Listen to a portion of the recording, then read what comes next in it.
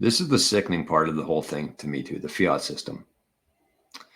Bitcoin Boomer says removing the US dollar from the gold standard funded the Vietnam War and ensured that thousands of young men came home in body bags and has funded every war since. Fiat. 100%. 100%. It's sickening. Sickening what happens within our governments, within our central banks. And I mean, if you look at the overlying purpose of Bitcoin, what it was designed to do, it's going to touch every part of our lives. Individually, every business, every industry is going to be impacted by Bitcoin. But if you look at the fundamental reason why we need Bitcoin, it's to separate money from state.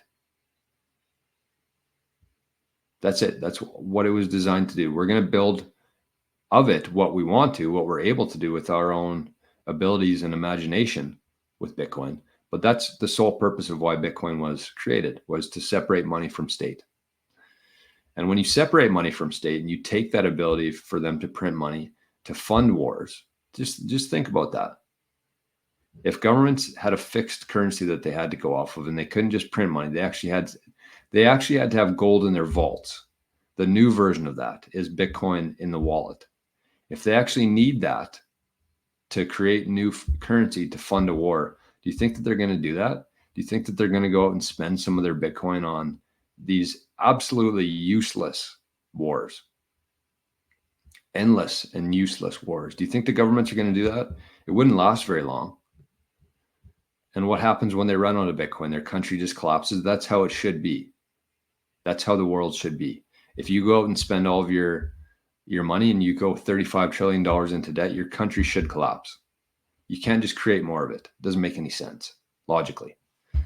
So I do believe it's going to benefit everybody. It's going to help people within Kenya and Haiti who were previously completely locked out of the global economy and the banks. It's going to give them access to that. It's going to stop the wars that have been going on for decades and for centuries even.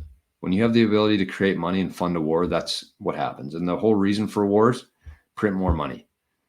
Give 10% to the weaponry, 10% to the military fund, 80% back into the foundations of the politicians.